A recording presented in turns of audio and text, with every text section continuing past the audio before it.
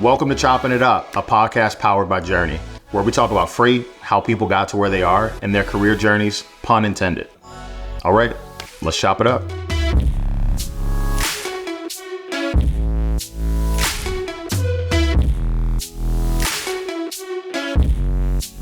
Hello.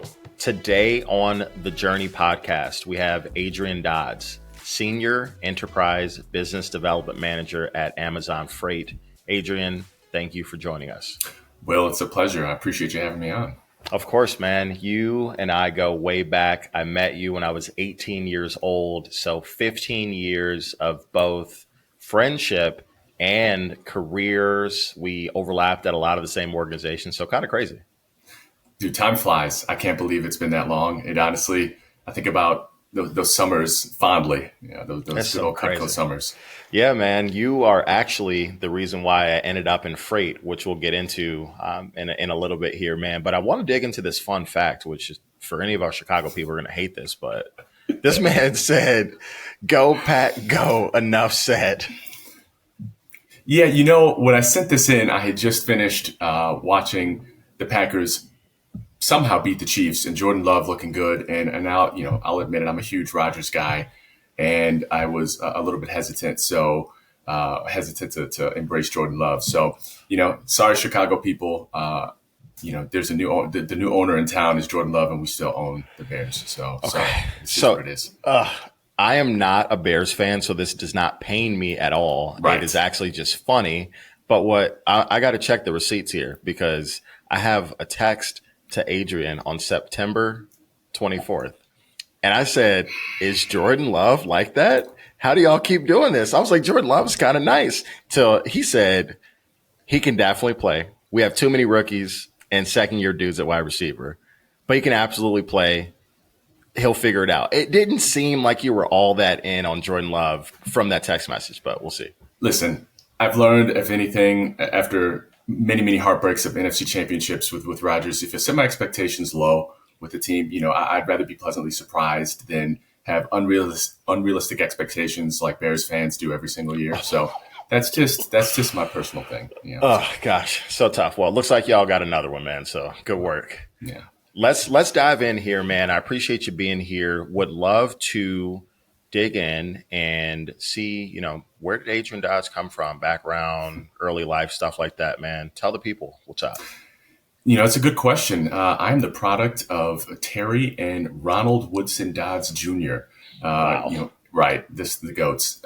Originally from Chattanooga, Tennessee, but spent most of my life in the Gurnee, Grays Lake area, northern suburbs of Chicago.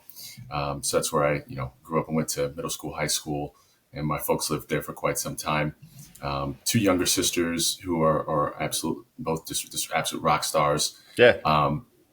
You know, for me, it's really interesting if you meet anybody that I've known for a long time, or, you know, in my childhood, or, you know, from the time I was a little kid. You know, the people say the same thing. You know, number one, my head has been the same size it's been since I was 2 years old. So that's fun fact. And then number two is this, I've always had the same type of personality. I've always been a people person. You know, I think that's one of the reasons why, you know, people like us gravitate towards the sales industries, because, you know, we love people. We're highly competitive. And people that know me well know that I don't shy away from a good debate or a challenge. You know, for me, not at all. Yeah. One of my internal drivers, you know, I like to prove people wrong. If they tell me I can't do something, or there's a status quo, I always tend to kind of go the opposite direction. And, you know, my lovely fiance would say I'm a contrarian, but, you know, conversations for other days. Man, we'll get into some of that, but having that determination, you know, letting some of that stuff kind of sit with you and go, all right, man, I can go make this happen, is quite the characteristic for someone in sales, because a lot of times things don't shape up or go the way that you'd like them to go. So you got to be able to bottle that and channel it for success. Well, absolutely. And there's always, you know, they say there's a million ways to skin a cat. And there's, just because somebody tells you there's one way to do something and it works for their personality or for their style, doesn't mean that it's going to necessarily work for your style. Or if you think that there's a better way, or you have a better approach, there's no reason why you can't try that. So I've always been a firm believer in that. Good stuff, man. So talk to me a little bit about your educational journey and stuff like that. I know where you went to school. I know some of your background, but tell us a little bit about it.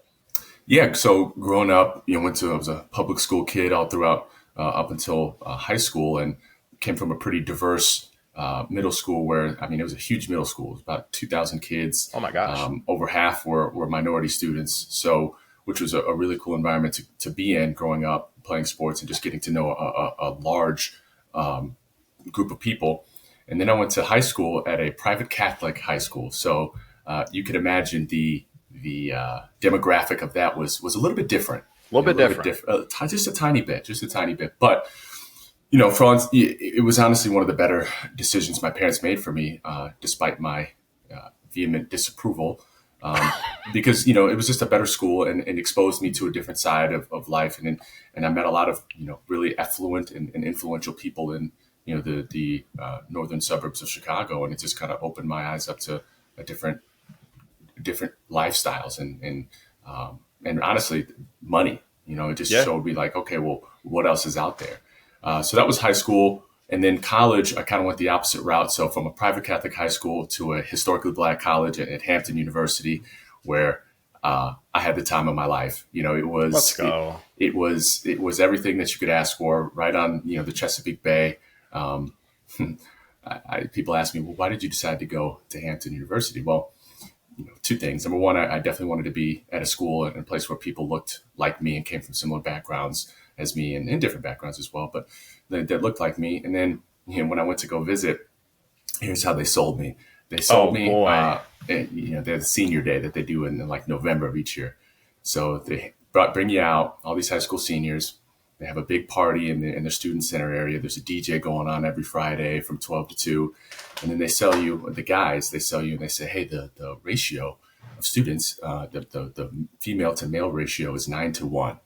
And so I said, well, that's all you got to, say. That's What's all you the got to say. ratio? What was the Nine to ratio? one, 9 women to every one male at the time.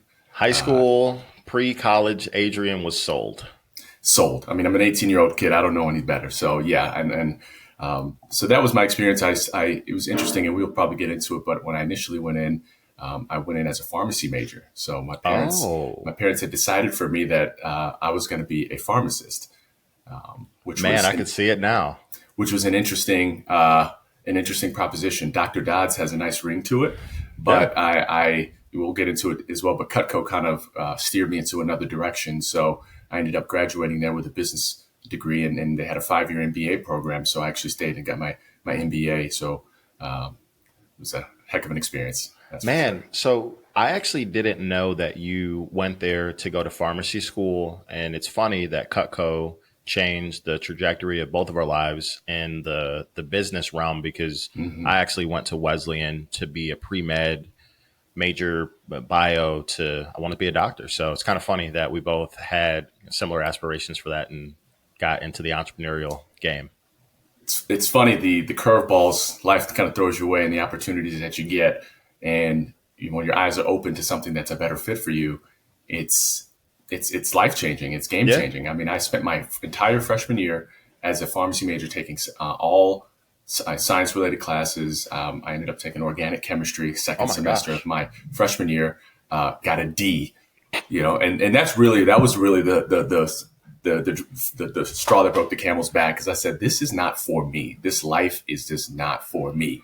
So Yeah. I switched majors and still ended up graduating on time. Took extra credits every semester until graduation. So because private university, well, you got a scholarship. Some of us were not that fortunate. Private school is very expensive, very Yeah. very expensive. It is, man. It is certainly not cheap. And big ups to Wesleyan for the academic scholarship, helping out with the pockets a little bit.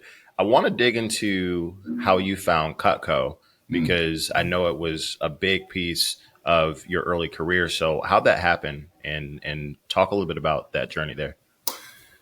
It's an interesting story. So my the summer going into my freshman year in college, so right after senior graduation, I was working out at school, at my high school, doing some summer workouts, just, seeing the guys, and nobody's ready to kind of leave yet. And one of the upperclassmen that graduated a year before came back and was chatting with us. He played football and ran track with us, so we knew him well. And he came up in uh, I think he had a BMW at the time. He came up in a BMW, which was not unusual for, private Catholic high school. But for this individual, it was because, like me, his family wasn't, an affluent family. We came from, middle class, lower middle class family. And to see him coming up in a BMW, we're like, well, Joe, what's going on? Wait, was this Scully? Joe Scully, yes. Man, exactly. Wild. So seeing him come up and he's talking and he's trying to recruit people to join this thing, and I'm not paying attention at the time. I'm just half listening, and people are like, "Oh, you're door to door selling knives. What is this?" So I just block it away, and I ended up going and taking some classes at Hampton that summer, and didn't think anything of it. The following summer, going into my sophomore year, I hadn't really figured out what I was going to do. I was still trying to be, the pharmacy major. I was thinking maybe I'll be a pharmacy tech for the summer, see if I can get into Walgreens or something like that. But I ended up getting a call from Joe again, and he said, "Hey, if you don't have any plans, you should check this out. Just do an interview. It's close by. It's close to where you live. Just check it out. If you don't like it, it's fine. But $16 an hour was what they were advertising. So I said, hey, in 2008, $16 an hour is a ton of money. Yeah. Especially to a broke kid. So I took the interview. I scheduled it. It was the next day. I went into it very, very pessimistic.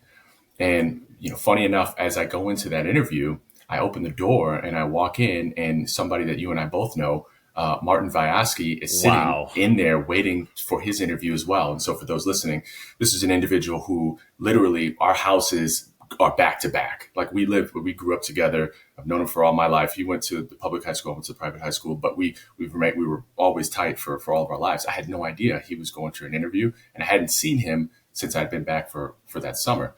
So I interviewed. I liked what I heard. Was it Bob Bednar's? Bobby B. Bednar's. Loved the interview. Loved him. And I went back to my house and I said, "Hey, Mom, Dad, I'm going to do this thing. I'm going to give it a go. We need, what was the money? Like $140 or whatever it was to like put a deposit down on the knives." And my parents said, "This isn't going to work. It's not going to, you're doing what? You're selling knives. Nobody wants knives. Nobody." Yep. Heard the same thing. You heard the same thing. I mean, you fast forward 3 months into that summer, I think I'd sold maybe $36,000 worth of knives, and I had made, I don't know, 15 grand as a soon to be sophomore. That's so sick. $15,000 to a college sophomore. I literally was the king of the world. It was amazing. I have to highlight something here, and then I'm gonna let you take it back. When I found Cutco, I think you'd been a rep for about a month, and I was like, "Yo, this dude Adrian is that guy. Like, he's the guy out here." I went to my first conference, and I think it was what they call SC1, Summer Conference 1, and that was right when I started, and I had sold, I don't know, like 10 grand for the little challenge period that they had. Oh yeah. But you sold like 15 or 18 grand or something in this. And I'm like, I got to be this dude, right? I'm sitting there 18, like I got to figure out how to be this cat. So I was always very impressed by what you were able to do super early. And it influenced me to say like, all right, man, I can go do this, right? Like this guy looks like me. I can go do this. And that was a cool thing too. I remember when you started as well, and I was like, man, this kid's coming out of the gates firing. And it was cool. You got to see all the other reps from the offices in the region do what they do. And those conferences, you're right. Those were some of the more enjoyable things about working that job, because you got to really get with everybody and learn, best practices. And you heard different messages on how people are getting recommendations, or how they're closing business, or how they're making cold calls and setting appointments. And so to be that young as we were, and to be learning what we did and learning what we learned, I mean, like you said, it was instrumental in forming who I was becoming as a sales professional at a very, very young age. Oh, yeah. And so, I mean, you're probably going to go here, but I'll just kind of, continue the story where, we finished that summer. The next summer, I think you and I both were assistant managers the following summer for our respective offices, and continue to sell and really run interviews and really start to take on responsibilities, like managerial responsibilities. And I think I just turned 20, you were 19. So babies, to be interviewing people older than us at that age, and offering and giving jobs and training people that are our age and older, and some younger. But do you remember pulling out the offer letters from your desk and like signing them? I remember drawing out the suspense and trying to, Yeah, we typically don't offer a lot of positions, whatever the line was to make it seem like, you weren't going to offer them the job. And then you said, but in 100%. this case, we want to bring you on, so Oh my gosh. that was the best. I would always pause and I would just like let it sit for like 5 seconds. Oh yeah. Sweating bullets. So that was fun. And then, so this, what is this, summer of 2010? Is that when you and I both ran office? Branches, the yeah, summer? summer 2010, man. What a time. So summer 2010, we just both ran our own offices for the entire summer.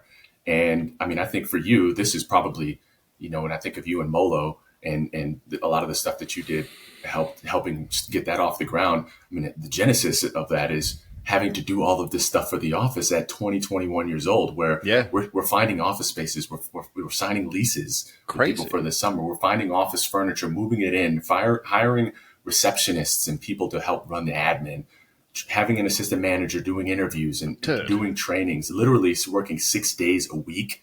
Yeah. And the only off days were on Sundays. It was the only off Same. days.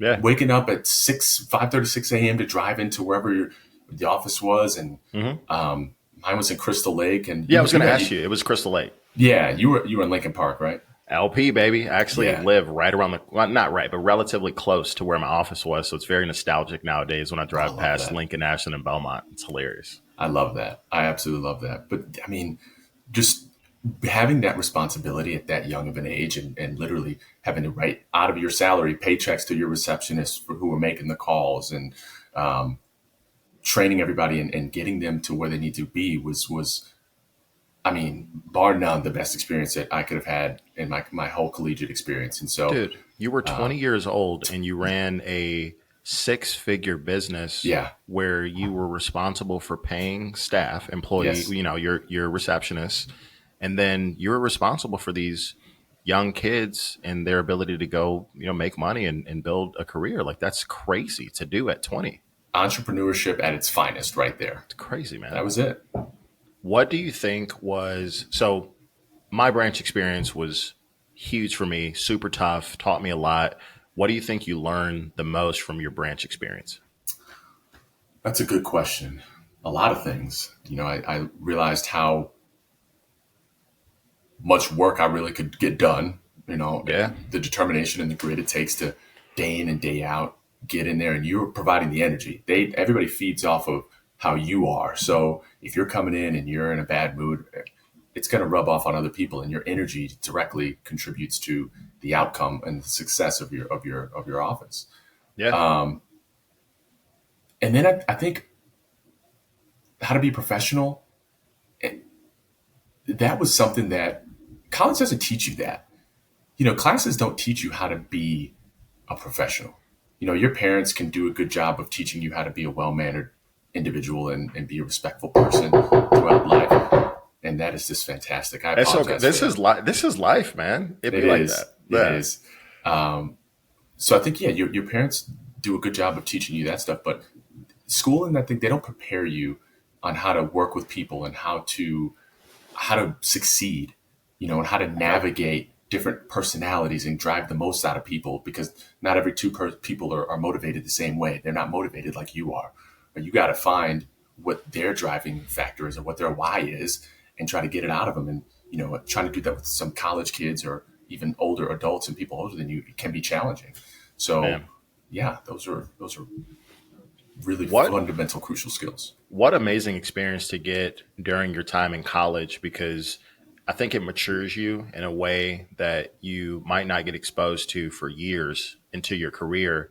18, 19, 20, 21 years old, understanding how do you get the most out of someone that wants to succeed? How do you connect with people that come from different walks of life but want the same or similar end result? You want to see yourself be successful. They want to do well, but you got to figure out how to talk to them, how to connect. So that's amazing. It is. And you probably had the same experience. I'm thinking now, after Cutco, anytime went on an interview for a job that I was doing, it was like, it was a joke. It was so easy. And it was just like, I know how this is going to go. It wasn't even a challenge at that point. Easy money. Easy money. It was. So let's talk about post Cutco, post Hampton. You graduated, you got your master's. Did you come back to Chicago? I did. Okay. So another interesting tidbit about about my collegiate experience and leading up to graduation. Throughout my time as a business major, when I switched from pharmacy, my school does a really good job. Hampton does a really good job of pumping out, accountants and CPAs. And so the program is great, but a lot of my peers were going that route. Yeah. So my dad has been in finance for a majority of his career. So I assumed that, hey, maybe this finance thing is where I'm going to be. I like sales. I'm doing great at Cutco, but maybe this finance thing is where I need to be. I took a financial reporting and analysis class and determined that I would hate my life if this is what I had to do nonstop. Props to all the people that can do that and live in spreadsheets all day and not talk to people all day. It's not the career for me, and I realized that going into my senior year, or my fifth year rather, is when I figured that out. And so I ended up taking a course that same year called supply chain engineering. And I'm sure everybody has this, and Will, I'd be curious to know this for you, but there was a particular teacher, professor, who I remember to this day, and I'll never forget. His name is Sharad Maheshwari.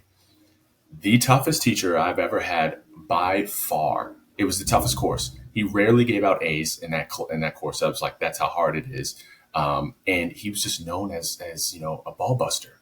He would take people to task. And you had to be sharp in his class, and they were every Tuesdays and Thursdays for 2.5 hours each class. Oh man! So they were long courses. But this is where I really got my first taste of supply chain and transportation in general. That was like the genesis. Looking back on it, that was like the birth of all of that. And I did well in his class. I won't say I got an A, but I did okay. Yeah. But that was really it. Learning about how things got to the shelves. I had never thought about that before. And he took us on a trip to a grocery store as a class. And he's asking us, he's like, well, how do you look at the back of this? Who makes this? Who makes that? How do you think it gets here? And we literally saw people stocking the shelves for class. And we had to write write an essay on that. So that was really the birth of my interest in the field. A supply chain star was born. Something was born. I don't know about that, but something was born. So you fast forward to, going to graduation, I'm looking at jobs, and I don't know if I've ever told you this, but I actually had an offer from UPS to work. Oh. Yeah. To be, it's like an account executive role out in, I can't remember which burb. It was a western suburb. So obviously you would have to, it was a little bit of a commute, but I remember going in for the interview. I remember going down wearing, my suit, my tie, and everything like that. I had to take the train to get down, the metro to get downtown. And I go in, and this office is, it is brown on the walls and gray. You could hear a pin drop in there. Everybody else is wearing full suits, full ties. The interviewer told me that no men could wear facial hair, and that the culture was he likened it to like the military. He said it's a very, very strict environment, strict culture. And at the time I was like, well, that kind of stinks. I kind of like having a beard, I like kind of having some individuality, but it's UPS, I'm a peon. It doesn't matter. It's fine. It's fine. Right. So I'd take it, and I had an offer and accepted. Martin, funny how life works.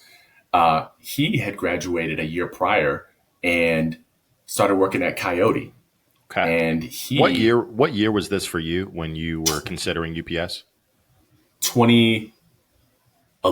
So I got the offer in 2011. I was graduating in May of 2012. Okay. From the MBA program. So Martin had started at Coyote, I think in, the summer of 2011, right out of school. So over Christmas break, we're talking, and he's like, hey man, you should check out this place I'm at. It's great. I'm living downtown. It's called Coyote. I think you would enjoy it. I found it, it's pays not, amazing, but you can make commission. And he obviously was with Cutco with us. So he knew that that sales was my thing. So I was like, I don't know. I got this offer from UPS. I think I'm fine, man. I'm good. He's like, no, man, you need to check this out. Trust me. So I called and set up an interview, and, they tell me, hey, when you come in for the interview, don't wear a suit. Do not wear a suit. And I'm like, wait, what do you mean? They're like, we're not that kind of environment. It's just, don't wear a suit. Just wear whatever you normally wear. And I remember going in, and before I was wearing a track jacket, and I had some, jeans and some sneakers on. And my mom was like, where are you going? I'm like, oh, I just got this interview, downtown. And she's like, dressed like that? I'm like, hey, this is what they told me to wear. She's like, they're punking you. Like, you are not going to get this job, and you're a fool, basically. Thanks, Mom. Thanks for the good luck. For the good luck. That's so funny. Went in, and obviously I was dressed appropriately, and I will never forget going in and walking the floor.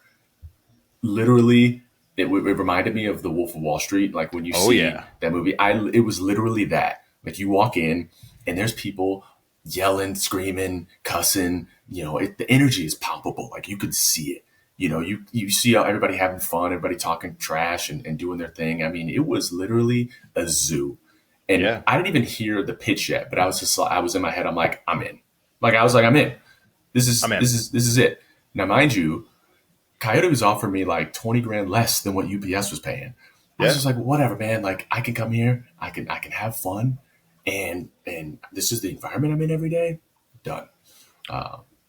So I love that story. There's a lot of things in it that I hadn't heard before. I didn't know that you had an opportunity with UPS, obviously foreshadowing UPS purchases Coyote. So interesting that was an opportunity that came that was all me, by the way. Yeah, I orchestrated that whole deal. Man, you love to see that. The other thing that's interesting is I remember my experience because of you being similar. You did the same thing that Martin did. You said, hey, man, this is the place. You got to check it out. There's something unique going on here. You can make some good money. The culture's cool. And I had the same. I walk in and I'm like, we haven't even started talking yet, and go ahead and count me in. Like, this is just so unique. So I think it has a lot to say about how to create an environment that people want to be present in, and they can see themselves succeeding. You can do that, and it's very different than a lot of other people's experiences in their careers in the corporate world. So that's super cool. Yeah, and I'm curious on your end. I know you were at Kimberly-Clark before coming to Coyote. What were the main differences between that culture and Coyote that really was like, hey, this is where I need to be? What I saw was different really was the size. So Kimberly-Clark, I kind of did it backwards. I went to a massive multi-billion-dollar organization at 22. Kimberly-Clark's probably a $15 billion company when I started there. So I was one of thousands of people. Yeah. And not that the culture was bad or anything, but it just wasn't as vibrant as what we were used to seeing coming from selling Cutco and then stepping in and seeing what the culture was like at a Coyote. So that for me was different, not bad, just not as electric as you would like. And I am similarly competitive, very high energy, used to working on teams. I love that feel. And so that wasn't necessarily the same style of what KC was like. I would liken it to more vibrant maybe than the office you were in when you happened to interview, in that particular UPS branch, but it's still a corporate environment, a little bit more stiff, a little bit more rigid. Electric. So, I like that word. That is exactly what it was. It was electric. Yeah. So let's talk about your career in transportation. So you're at Coyote. What type of stuff did you do there? And then let's progress from your roles. Yeah, so like everybody that starts at Coyote, coming in out of Hot Pod, I was on the carrier side for roughly 6 months, learning the blocking and tackling of the business. If you don't know how to book trucks, then what do you know in this space at the end of the day? So I was on the West Coast team, which was awesome. Shout out to Anthony Campagna and Kevin McMaster. McMaster was our boss at the time. Yeah, and the cool thing about it, and so many people have said this, is just the amount of talent that was at Coyote and the people that have gone at other places to do great things is just it's absurd, honestly. Like if there's something that's done, and a study that's done, in the next 5-10 years about all of the people that came from Coyote in that, like, I don't know, probably 2008 to like 2014 period, like it is a who's who's list of just absolute rock stars. Yeah. So yeah, I was on the West Coast team, did that for about 6 months, but I knew carrier sales wasn't where I wanted to be long term. Coming, having the sales background and having, being more customer facing, I wanted to always be on the BD side of things, trying to get the business. And so fortunately for me, they were opening up a new team on the BD side, and I went relatively early compared to some of my peers, which was very fortunate for me. And I don't know if you remember Sean Baltazar. He was my first manager. He was becoming an inside sales manager after he was an outside sales rep for a long time, extremely successful, and he wanted to come in and start his own team. So I was his first rep on the team. A couple of us, there was about 3 of us that started around at the same time on his team. And, that was it from there. It was learning what freight was not good to call on and what freight was good to call on. I mean, I made every mistake in the book. What's bad freight to call on? Semiconductors, microchips. Like I was calling on Sanmina Corporation and like Nvidia back in the day. Like played video games growing up, so I knew about Nvidia. So I was like, oh yeah, this would be great to call on. Dodds, you're an idiot. Like, go stop trying to reinvent the wheel and go call on this food shipper right now. Like, stop being an idiot.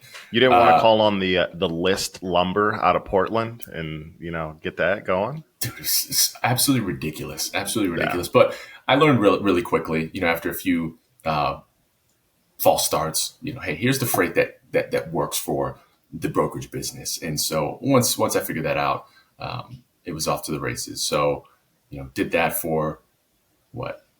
This was 2012, 2013. So I did that for about 2 years and saw a few different managers from that time. And Justin Turner, somebody that we both know well, he and I were on the same team at one point. We had a good team. Me, him, Alex Brown was on our team. Like Corey Williams was our manager. We had some studs. We had some absolute studs. I remember on my interview, I had the opportunity to sit with Corey Williams on the customer side, and I was just so impressed by the group that you all had. It was just such a good sales team, and I learned a lot from all of you. You guys were all super helpful and supportive and whatnot as I was getting going. But I remember turning the corner in the GX. You guys were on was that the 4th floor, and then you go up and you turn like left or whatever, and it was you, AB, Turner, Corey, I think Azarian was around there. I was like, man, what a squad.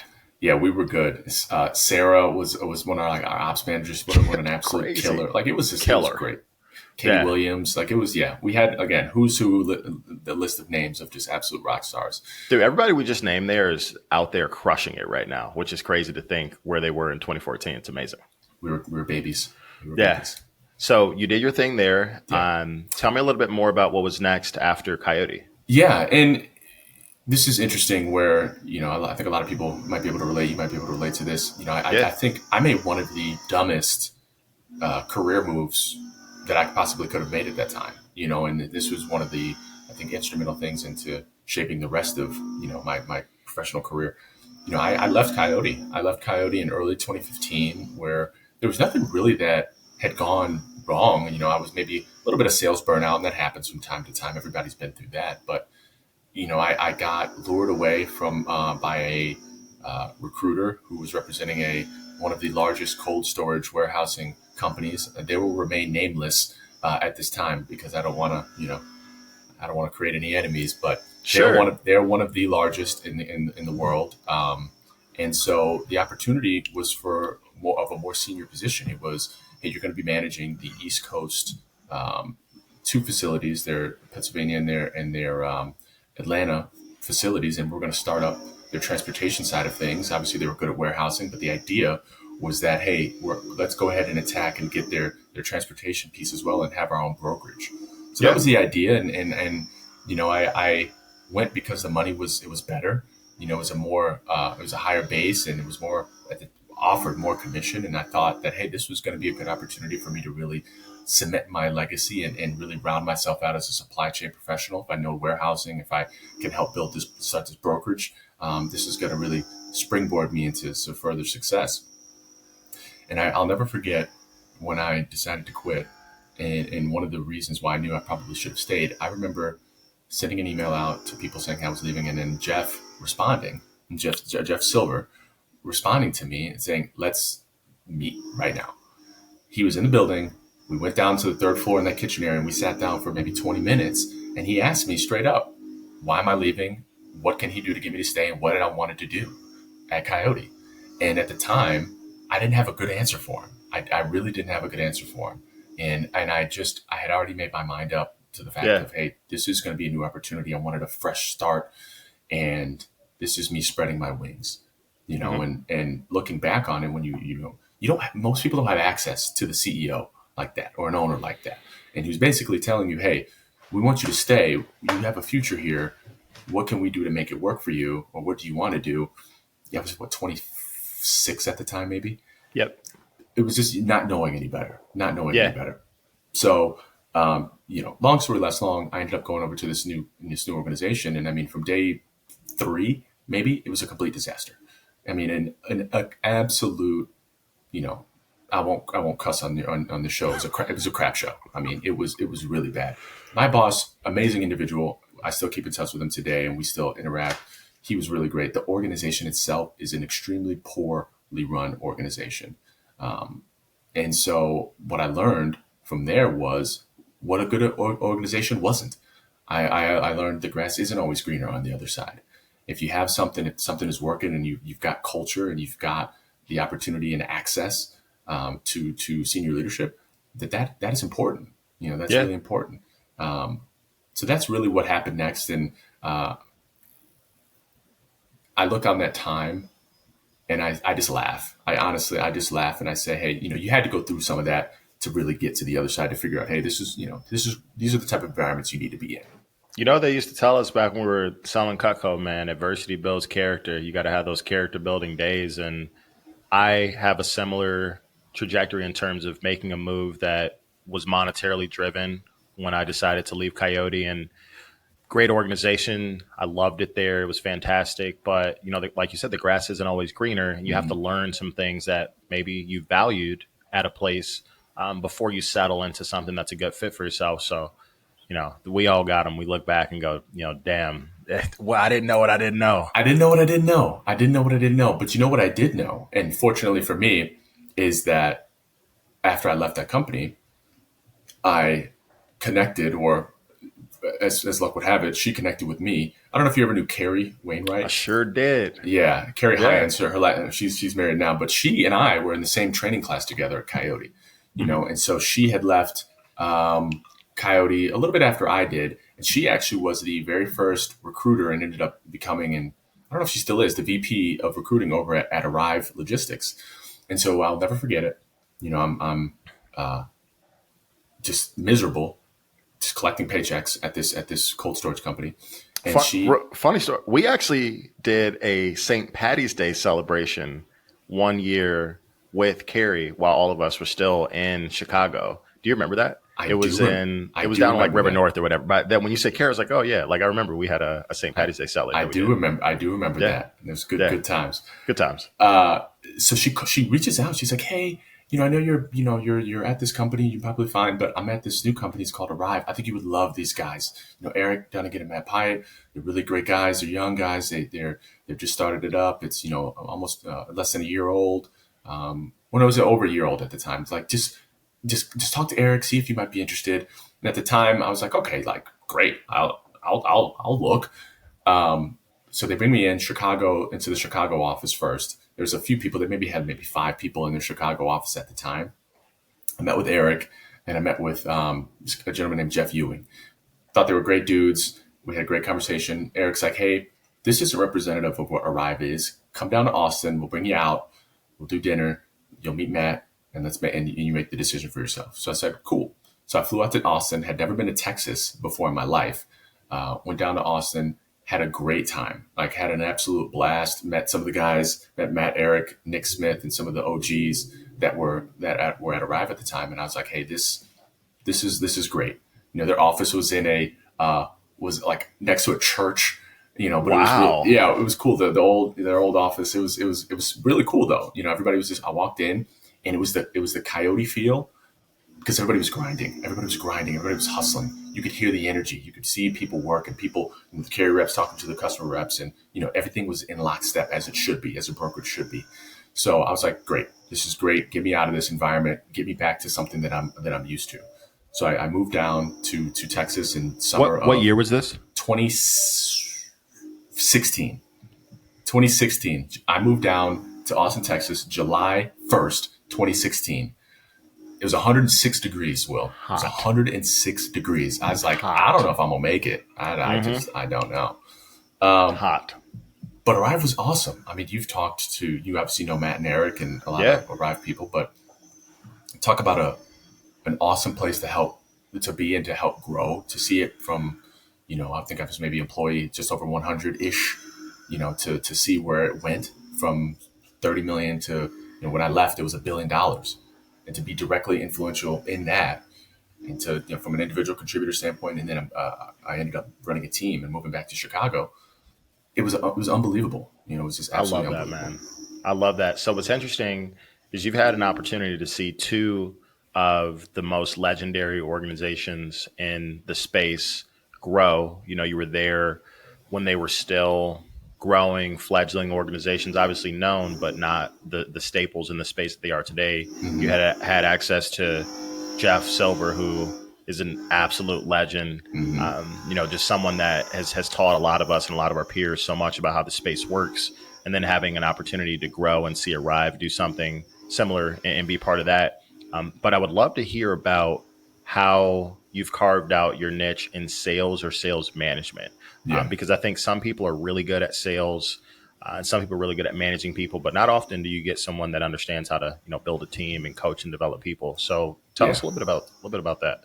That's a good question. And I don't know if I've spent enough time thinking about that to the difference between the two. I'd say you'll never hear me say that I'm the best sales rep out there. Never. There are a ton of extremely talented salespeople that we both know that are absolutely unbelievable.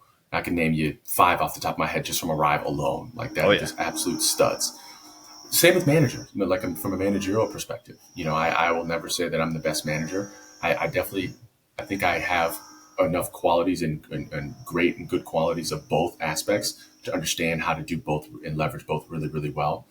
And I think that's what it takes. I think, they say sometimes, the best players oftentimes don't make the best coaches, and just because you're a great coach doesn't mean you can play the game, right? Michael Jordan was, I mean, but my goat, but from an ownership perspective and maybe like a development perspective, he probably left some things to be lacking in that department because he is a certain way, Right. So I think for me, by no means am I comparing myself to Michael Jordan, by the way. Let's just get that out there. And Dodds is MJ. He's out No, here. no. But I think having the skill to do both, and I've had enough sales experience and had enough wins under my belt from small to the largest of the large to understand, hey, this is how sales cycles work. Here's how you are successful and how you grow relationships with large customers or even smaller customers, any kind of Yeah. customer, because everybody's going to be different.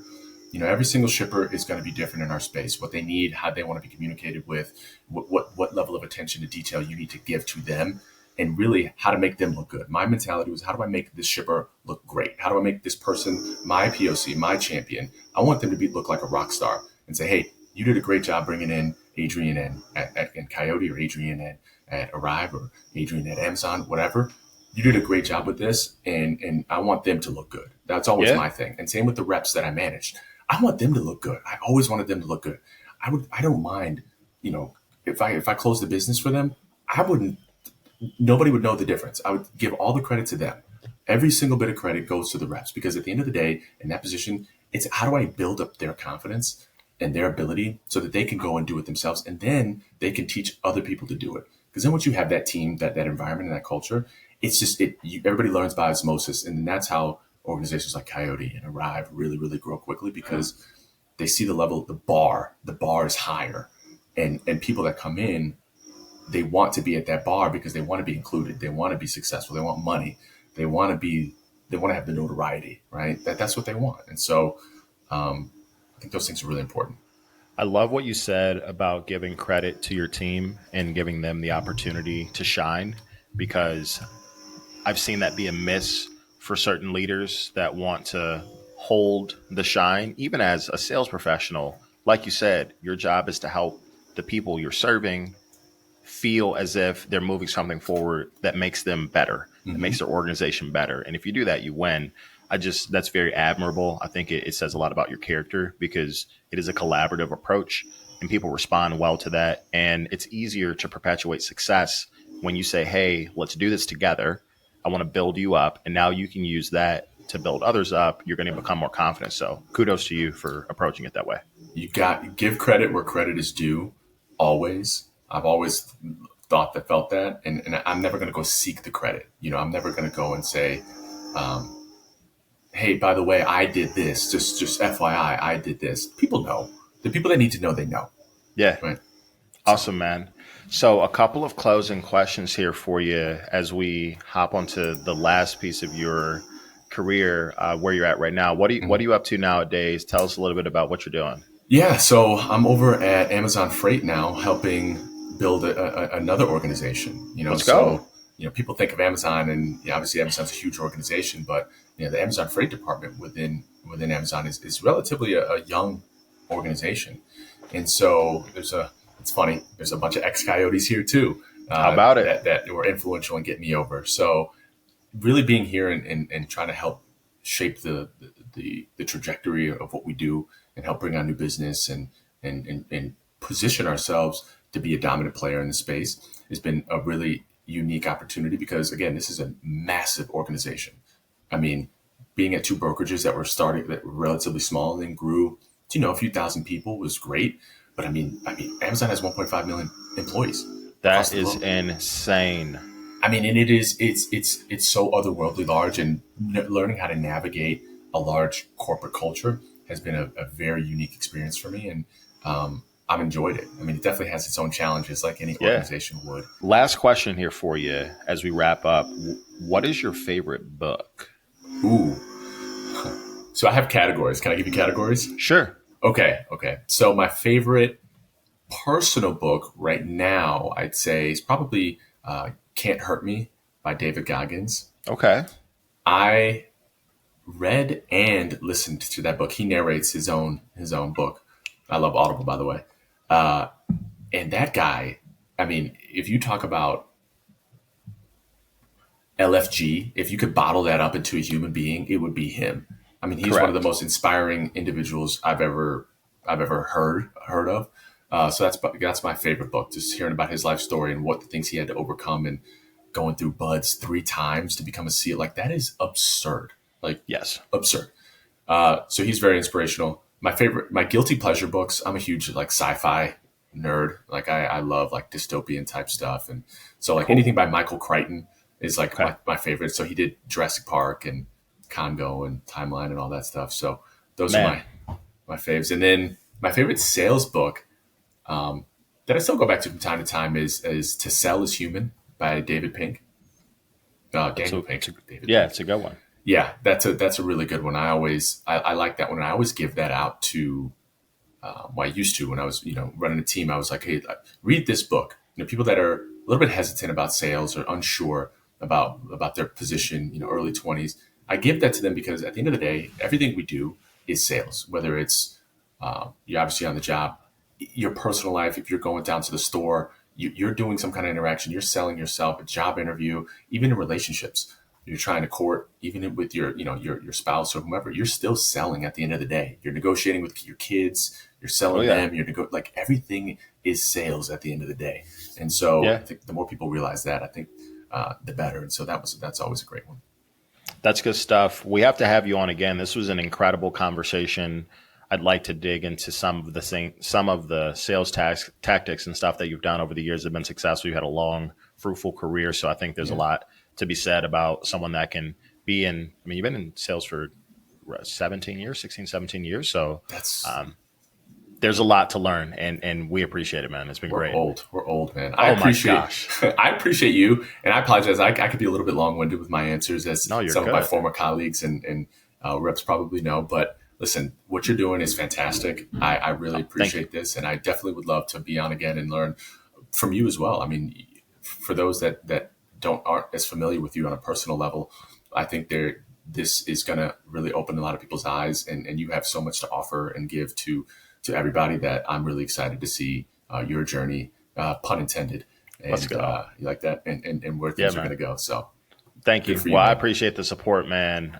You've always been a great friend and a huge advocate and somebody I've looked up to and learned a lot from. So thank you very much. I appreciate you being on, and I hope you have an incredible rest of your day. You too, man. Talk soon. All right, dude. Thank you. Bye.